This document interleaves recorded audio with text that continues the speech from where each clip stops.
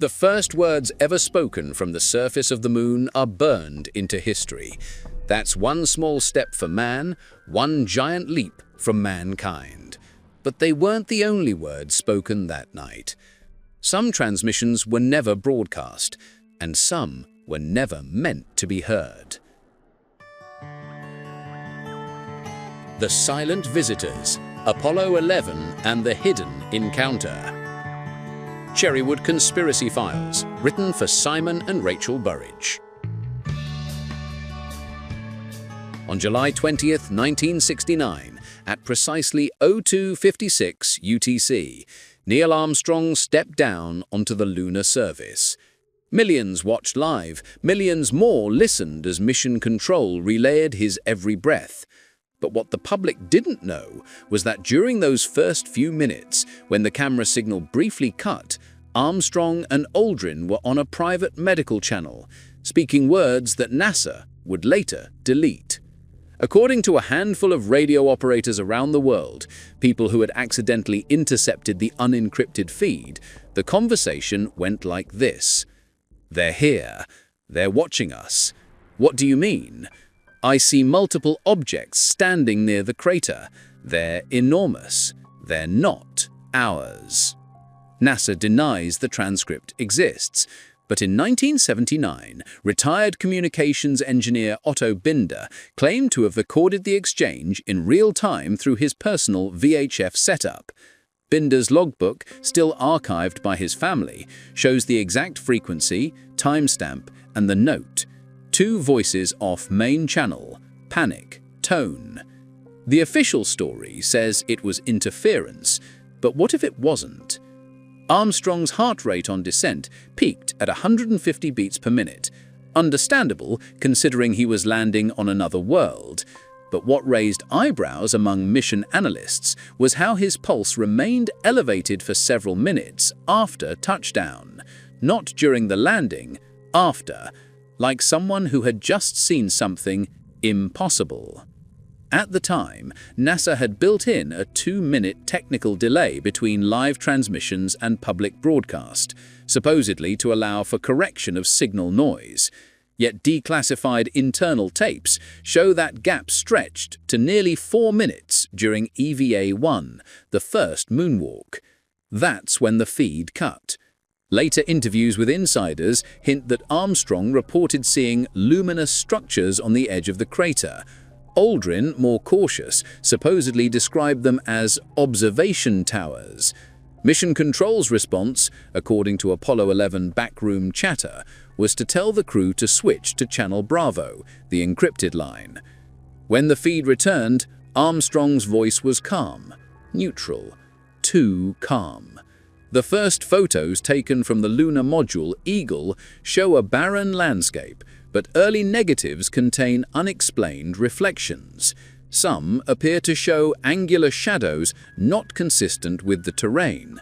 Others depict faint glows above the horizon, moving in sequence.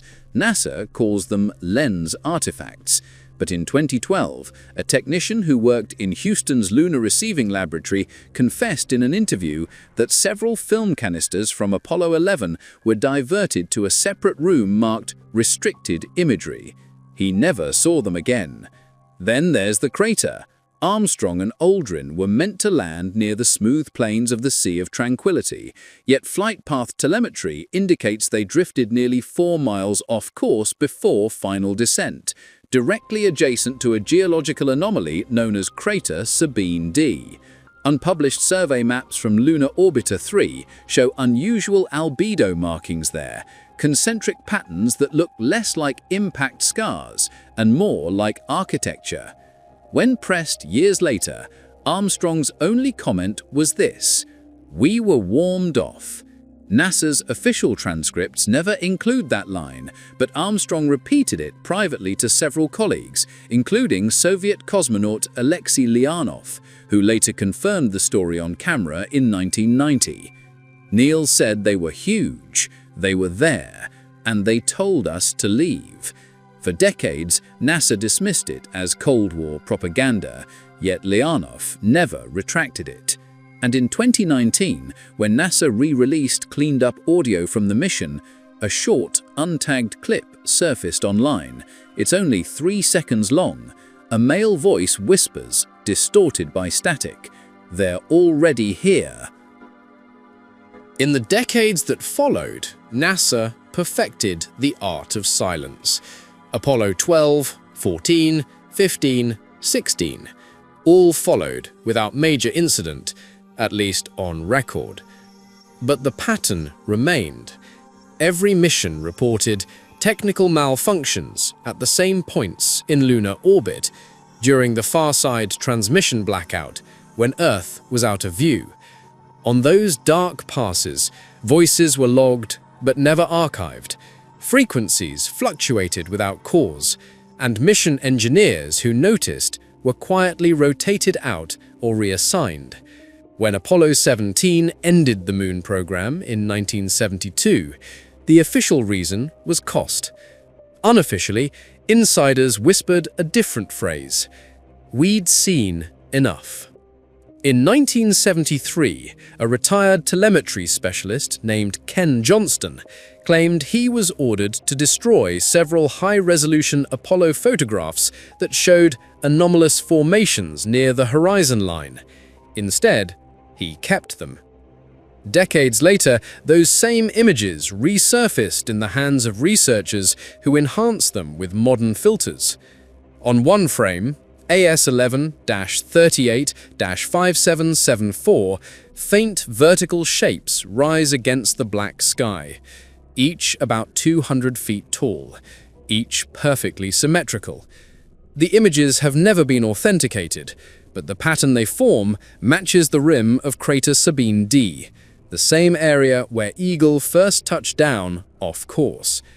Johnston's claim was dismissed as fabrication, yet in a 2007 interview, Buzz Aldrin, normally cautious, scientific, slipped on live television. When asked what he felt during the landing, he hesitated before saying, "There was something else out there. We just weren't sure what it was." The host laughed nervously, but Aldrin didn't. By the early 2000s, NASA's digitized mission archives began revealing missing seconds, small gaps in voice transmission logs that were never publicly explained.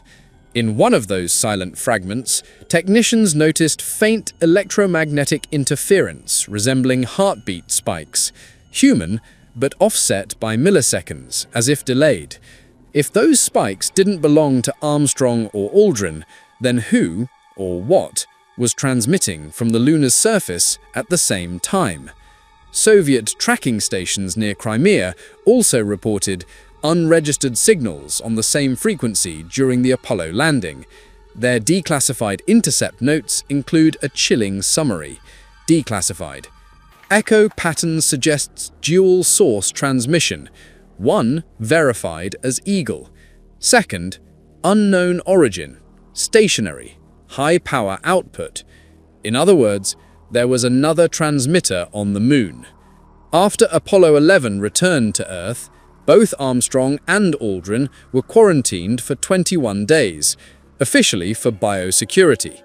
Unofficially, the transcripts show they underwent a separate series of closed medical interviews conducted not by NASA doctors, but by Department of Defense psychologists. The focus was not physical, it was behavioral. When Armstrong was asked directly if he'd seen structures, his response was reportedly, "I saw something watching us from the ridge. It didn't move, it didn't need to." Those pages were redacted. The only words left visible were, "Subject exhibits anxiety when questioned about line-of-sight observations." After the mission, Armstrong withdrew from public life. He refused interviews, rarely attended anniversaries, and once said, cryptically, "We have only removed one veil." Aldrin, on the other hand, struggled to stay silent.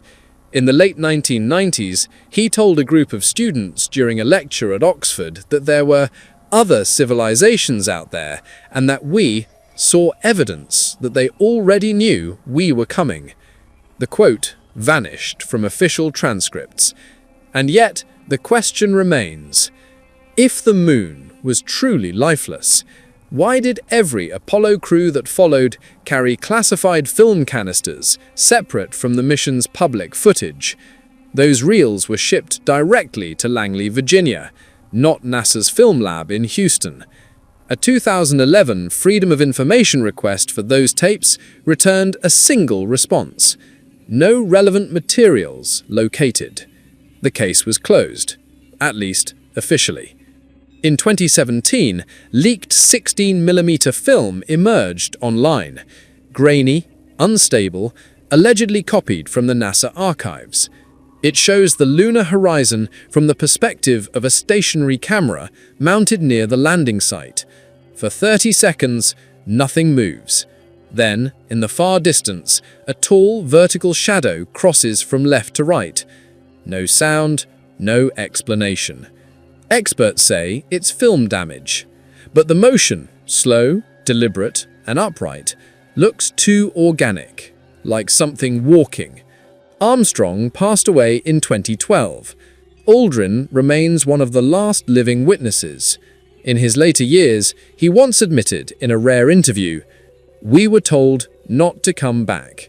When asked who told them, he smiled and said nothing. NASA continues to prepare new missions: Artemis, Gateway, Orion.